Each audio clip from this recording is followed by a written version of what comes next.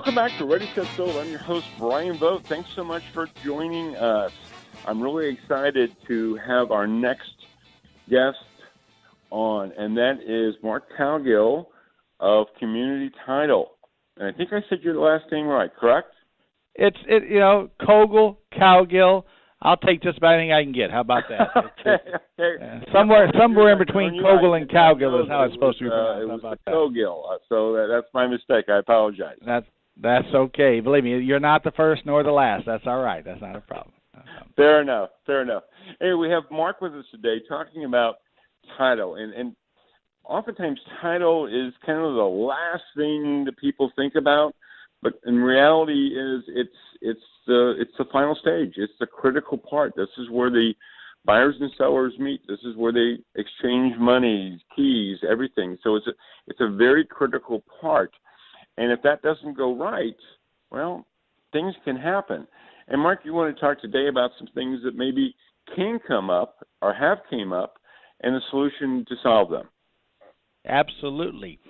One of the terms that we use in title insurance and in real estate is how people hold title to real estate.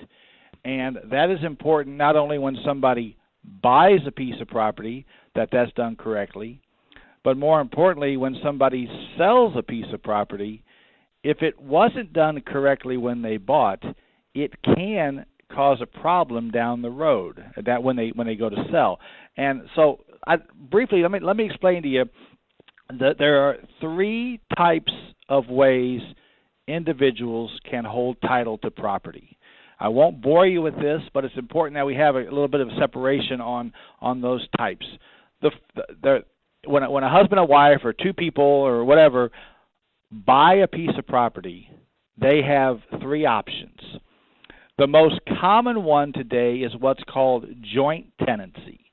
We hear that term, we're not sure what it means, but joint tenancy is that in which two people own a piece of property as joint tenants with the right of survivorship. And that's the key there, because what that means is if something happens to one of the parties, the other entity gets their interest. So let's say husband and wife own a piece of property as joint tenants.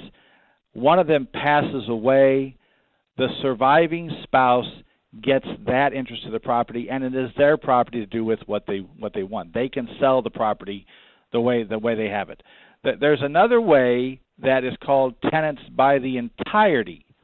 Now that is available to married couples, and it's only on the property in which they call their principal residence. That has the same connotation as joint tenants, meaning that if something happens to one of them, the other party takes title to the property. Great, same as joint tenants, okay? But the tenancy by the entirety also adds to it a little protection for each of the people if one of the parties is involved in litigation and gets sued and loses a case, that judgment that's granted against them can attach to the real property they own. If you own title as tenants by the entirety, only the party who was sued, only their half of the property can get attached to, not the other half. So it's a little bit of a protection in case it used to be used for doctors and lawyers and malpractice type things. Now it's a commonplace for everybody because in this society we live in where you can get sued for anything, not a bad idea to protect yourself. Remember, tenancy by the entirety, though, is only for a married couple who are living in the residence, okay? If that's not the case, your other option is joint tenancy, okay? Now, the third way to hold title, and honestly the way that leads to the problems we have, is when two people hold title as tenants in common. So real quick, we've got joint tenants, tenants by the entirety, and tenancy in common. Tenancy in common is the one that is probably used least of all, but is appropriate for some situations. Let's say two people are buying a piece of property and it's investment property, and they want to buy it and they want to make money from it, but they're not married, they're not intending to get married. It's an investment, not a home.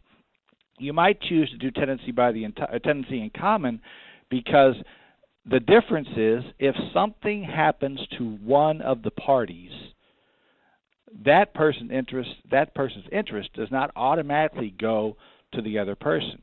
It goes to whoever they may denote in their will, in an estate planning thing. It may be two guys who run a remodeling business who buy and sell property. Well, they're buying it, but if I pass away, I don't want my business partner getting it. I want my family getting it. So that's why tenancy in common is useful, and it's used many times in those situations, not so much for husband and wife. Now, that leads to the problem that we see more often than we should.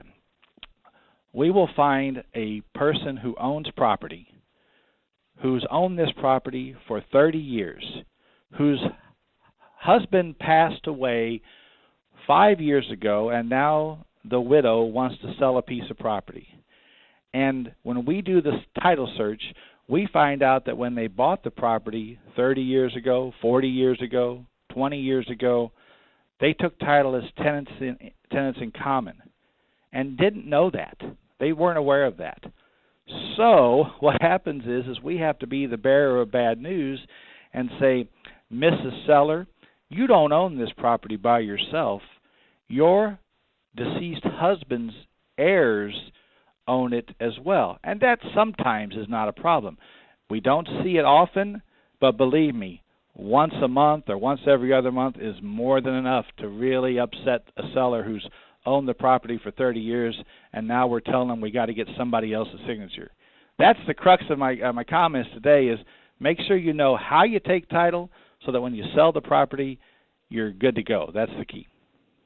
Awesome stuff. We're running out of time, but great information. I think the key factor there is getting ahead of the game, making sure you're getting that title work. If there is a question that you don't know in advance, so that the title company like yours, Community Title, can take care of that situation and not wait till the very end, which sometimes happens. Hey, Mark. You're absolutely right. It's a problem we can fix. We just need time. That's exactly right. That's right. There you go. I love that. Thank you so much for being on the show today. I think it was great information. We have to run. We're literally out of time. You're listening to Ready, Set, Sold with your host, Bryan Vogt. We'll be back with you.